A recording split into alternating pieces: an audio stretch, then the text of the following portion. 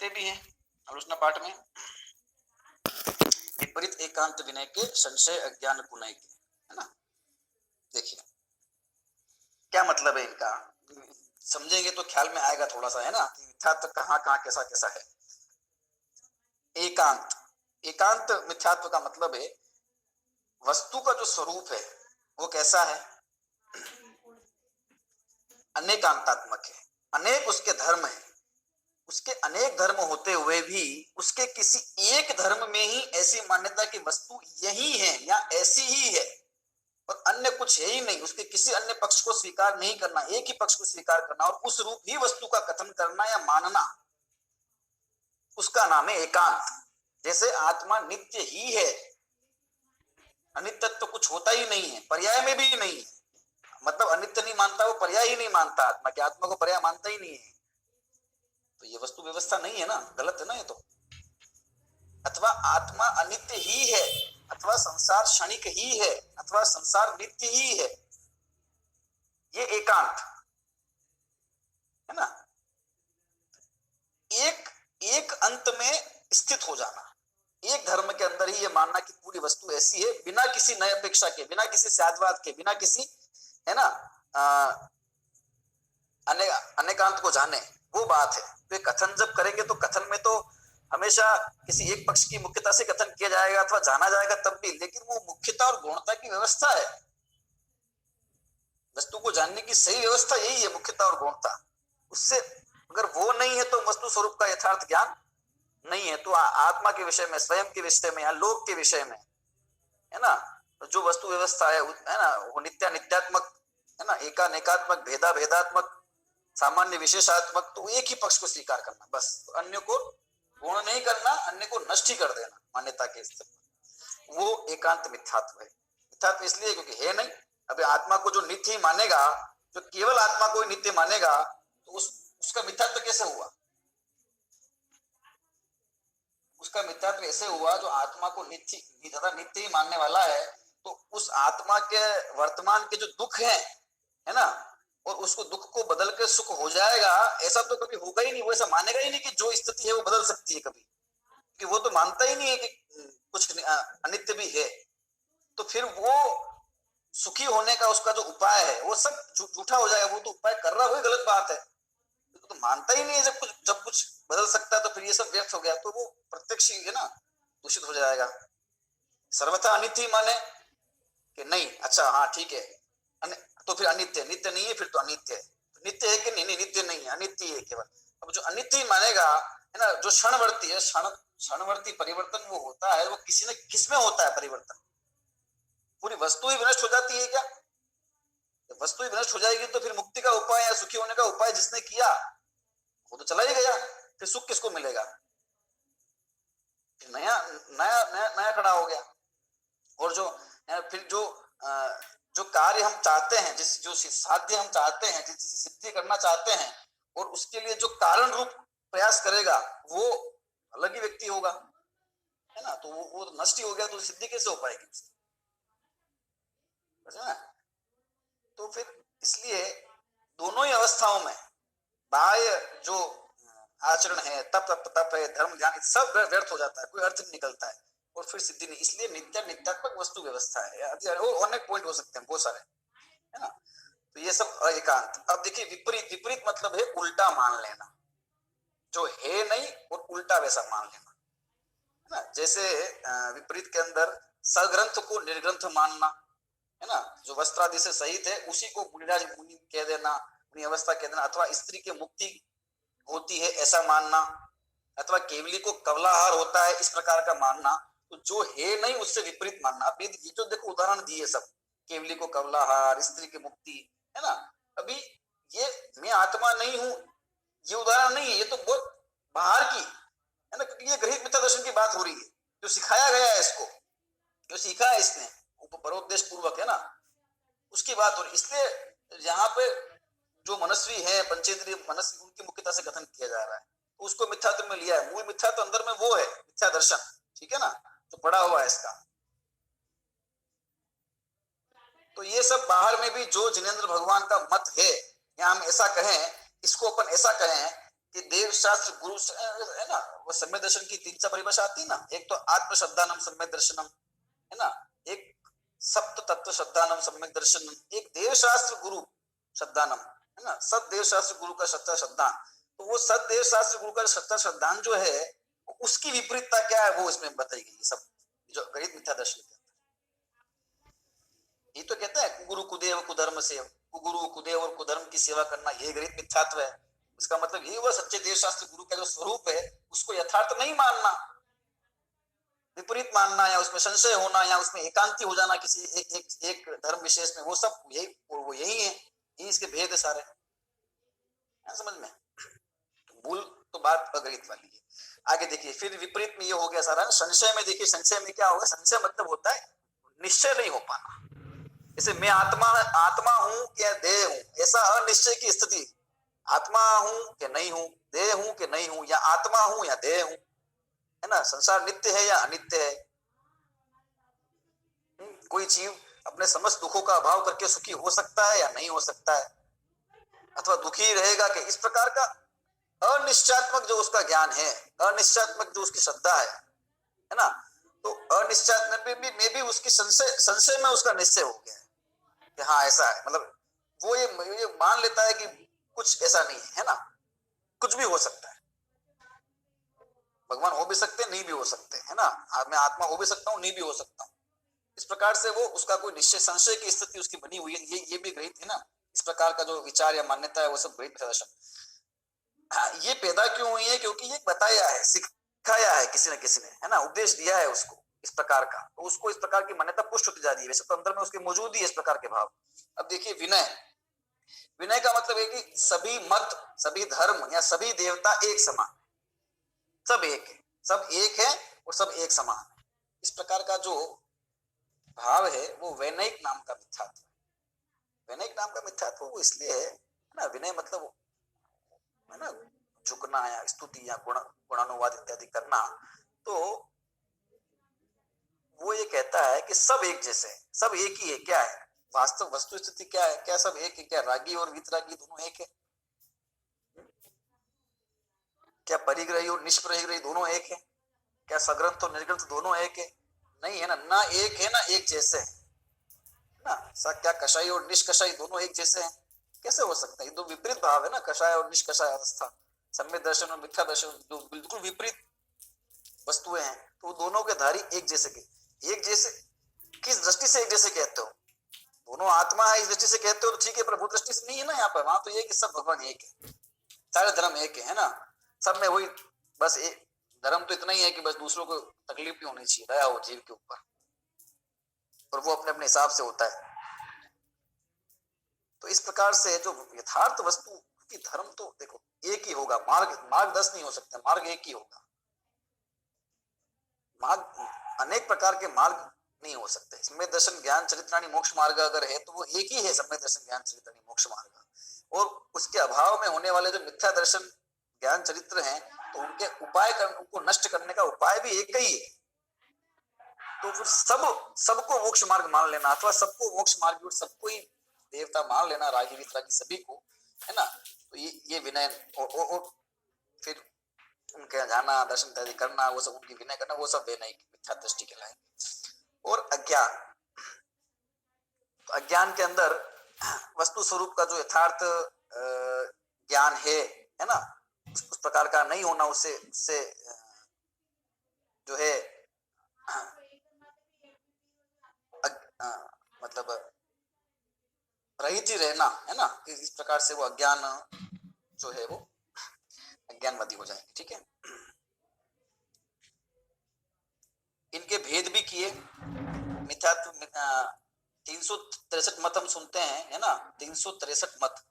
तो वो जो 4 प्रकार से मिथ्यात्व के भेद किए थे पहले, एकांत, क्रियावादी, अक्रियावादी, वैनयिक और अज्ञानवादी, है ना। इनके हिसाब से उसके भेद बन जाते हैं। कैसे देखिए, क्रियावादी के 180 भेद किए, है ना, अक्रियावादी के 84 भेद किए। इसमें ये जितने भी हैं, है ना, न्यायिक, वैशेषिक, जैमिनी, है ना, गौतम ऋषि, सब कणाद और सब इसमें आ जाएंगे, है ना, कहीं ना कहीं। ठीक है, तो क्रियावादी 180 भेद, अक्रियावादी के 84 भेद। ठीक है, अज्ञानी अज्ञानवादियों के 67, ठीक है, और 32 वैनयिकों के भेद। ऐसा करके 363 जो मत हम कहते हैं, सुनते भी हैं ना कि भाई मारीची के जीव ने 363 कुमत का प्रवर्तन किया था, तो वे ये 363 कुमत होते हैं। इसमें फिर अब वो बस मान्यता का फेर है ना, मान्यता के अनुसार वो बन जाते हैं। तो ये सब मिथ्या दर्शन के अंदर आता है, ठीक है। मिथ्या दर्शन की समझ लीजिए विस्तार है सारा प्रकार। क्योंकि मिथ्या दर्शन इस जीव को है, इसलिए अविरति भी है, प्रमाद भी है, कषाय भी है ना। क्योंकि इसके मिथ्या दर्शन जाता रहेगा तो फिर अविरति भी कालांतर में चली जाएगी, प्रमाद भी फिर धीरे चला जाएगा, और फिर अंत में कषाय भी चली जाएगी। और योग तो ठीक है ना, वो तो चला ही जाएगा अंत में जब निष्कंप अवस्था। योग से कोई इतना बहुत है ना नुकसान वाली बात नहीं है, बात एक कषाय तक नुकसान वाली, ठीक है। योग तो ठीक है, कोई प्रकृति और प्रदेश बंद का कारण स्थिति और अनुभाग बंद नहीं होता है, इसलिए कोई दिक्कत वाली बात नहीं है। पर वो है जो है वो बताया है, इससे बंद होता है, क्योंकि योग होने से ही आश्रय होता है, ठीक है। अब वो योग परिणति जब कषाय मिथ्या दर्शन अविरति प्रमाद और कषाय से युक्त होती है, तो उनके कारण से प्रकृति प्रदेश स्थिति अनुभाग बंद होता है, और जब वे नहीं है तो केवल प्रकृति प्रदेश होता है, ठीक है। चलिए आगे देखिए, अविरति ये बंध का कारण बताया, मूल जो मिथ्या दर्शन बंध का कारण है, और इसके कारण से ही मिथ्यात्व होने के कारण से अविरति प्रमाद कषाय ये भाव इस जीव को रहते हैं, तीव्रता पूर्वक होते हैं। और जब मिथ्यात्व चला जाता है तो फिर पर्याय में ये भाव की इनकी जो तीव्रता है ना, वो भी कम होती जाती है इसके अभाव में अविरति की प्रमाद की, और फिर वे धीरे धीरे क्रमशः खत्म होते चले जाते हैं, ठीक है। मिथ्या दर्शन का लेना देना दर्शन मोहनी कर्म से है, और बाकी अविरति प्रमाद और कषाय इनका जो संबंध है वो चरित्र मोहनी कर्म से। तो कुल मिला के बात क्या है, कुल मिला के बात है कि जो मोहनी कर्म है वो मोहनी कर्म बंध का कारण है ना। जो मोहनी कर्म है, दर्शन मोहनी है, चरित्र मोहनी, ठीक है। वो है मूल कहते ना, संसार का मूल मोह है वो, इसीलिए मोह है मूल संसार का, ठीक है ना। देखिए अब अपन बात करते हैं अविरति। अविरति मतलब व्रतादि धारण नहीं करने का भाव, ठीक है। अनुव्रत या महाव्रत कुछ भी धारण नहीं करने का इस प्रकार का जो भाव है इस जीव के, वो अविरति है। अविरति 12 प्रकार की कही है ना। 6 प्रकार, 5 इंद्रिय और 1 मन, इनके विषयों में प्रवृत्ति, और 6 काय के जीवों का घात है ना, इनका प्राणी हिंसा का त्याग। इंद्रिय विषयों में प्रवृत्ति, इंद्रिय इसमें मन भी आ गया, तो 5 इंद्रिय और मन के विषयों में प्रवृत्ति, प्राणी हिंसा का त्याग न होना, इसका नाम अविरति है। 6 इंद्रिय विरति, 6 प्राणी विरति। इसके अविरति नहीं होगा तो क्या होगा, संयम हो जाएगा है ना। इंद्रिय संयम और प्राणी संयम 12 प्रकार का संयम कहा हुआ है, तो वो यही है, ठीक है ना। तो ये अविरति इसके कारण से, क्योंकि मिथ्या तो चला गया लेकिन अविरति है तो बंद होता रहता है ना। बंद कहाँ रुक गया, बंद नहीं रुका ना, सिर्फ मिथ्यात्व के जाने से तो बंद नहीं रुक गया। ये जो कथन आता है कि मिथ्यात्व चला गया तो मुक्त हो गया है ना, सम्य दर्शन हो गया तो वो मुक्त हो गया, तो ये कथन दर्शन गुण या श्रद्धा गुण की मुख्यता से, उसके जोर से किया जाता है। क्योंकि मान्यता का पलटना सबसे बड़ा पलटना है, वो पलट गई तो बाकी चीजें पलट ही जाएगी, इस जोर से बात की जाती है। और उसके वो नहीं पलटा तो कुछ भी करो बाहर में, फिर वो सब बाहर ही हो जाएगा, आंतरिक कुछ होगा ही नहीं। जब वो भाई व्रत कैसे होगा, वास्तविक व्रत होगा कैसे, जब दो का सचोड़ी का भाव ही नहीं होगा। और वो कब होगा, कि जब मिथ्यात्व जाएगा है ना। तो शुरुआत तो मिथ्यात्व के अभाव पूर्वक सम्यत्व से ही होगी ना। तो ऐसा नहीं मिथ्या दर्शन को टाल कर कि ये बाद में चला जाए, पहले अपन अविरति को दूर करते हैं, प्रमाद को दूर कर देते हैं, और धर्म क्रिया में बहुत उत्साह दिखाए, और ये माने कि ठीक है ये कर लेते हैं। वो वैचारिक रूप से कोई मेहनत नहीं करना चाहता, लेकिन शरीर रूप से काम करने का उसका उत्साह बहुत है, त्याग का उत्साह बहुत है, तो वो वहां करता है, होता है ये भी रास्ता है, पहले ये कर लेते हैं, ये करेंगे तो मिथ्यात्व भी चला जाएगा। तो वो वही मिथ्यात्व पूर्वक उसका क्योंकि मैं कर लेता हूँ, मैं ये करूं, मैं वो करूं, इस प्रकार की मान्यता उसे गई भी तो कहाँ जाने वाला। वो कुछ कितना भी कर ले बाहर में, कितने भी है ना बाह्य हिंसा से विरत भी हो जाए तो कोई उसका लाभ नहीं है मोक्ष मार्ग में। तो इसका मतलब ये नहीं ऐसा कहा जा रहा है कि भाई बाह्य हिंसा को नहीं छोड़ना चाहिए, वो तो छोड़ना ही चाहिए, छोड़ता ही है। इसको समय तो उत्पन्न हो गया, ऐसे जीव की ऐसी है ना विवेक उसमें उत्पन्न हो गया है, स्थूल हिंसा तो वो छोड़ ही देगा, फिर अणुवृत्ति भी हो जाएगा, फिर कालांतर में महावृत्ति भी होगा, सब होगा। आज जहां बदलाव करना है मुख्य, जहां बदलाव होगा, और जो प्रोसेस है मोक्ष मार्ग की वही रहेगी, है ना। उसको लांग कर कुछ आगे करना चाहें और फिर उसमें हम हट का पोषण करते रहे कि नहीं पहले ये, वो नहीं है कार्य। करना उत्साह पूर्वक, ये तो प्रशंसनीय है, इसका तो उपदेश है, लेकिन विधि क्या है वो जानना जरूरी है। देखिए, फिर प्रमाद की बात की, तो प्रमाद जो लक्षण बताया है बहुत जगह, प्रमाद क्या है वस्तु तो देखो, दो तरीके से इसको लिया है। एक तो कषाय के हिसाब से लिया है, सीधा सीधा आचार्य देव ने लिखा है ना, कषाय सहित जीव का जो भाव है वो प्रमाद है, या कषाय सहित जीव को प्रमादी कहा जाता है, प्रमत्त कहा जाता है, ठीक है। तो एक तो मतलब ये कषाय का ही समझ लीजिए एक रूपांतर है, या है ना, ये समझ लीजिए कषाय के सद्भाव में होने वाली अवस्था विशेष प्रमाद है। फिर प्रमाद में लिया प्रमत्त अवस्था, अर्थात महाव्रत आदि के पालन इत्यादि करने में, अथवा 10 धर्म, है ना, 8 प्रकार की विशुद्धि क्रिया आदि की चर्चा की है ना, शुद्ध्यष्टक ऐसा, तो उनमें अनुत्साह होना, विशेष उत्साह नहीं होना, इस प्रकार का जो प्रमत्त परिणति जीव की रहती है, तो वो उसको प्रमाद में लिया गया है। कषाय से युक्त, है ना,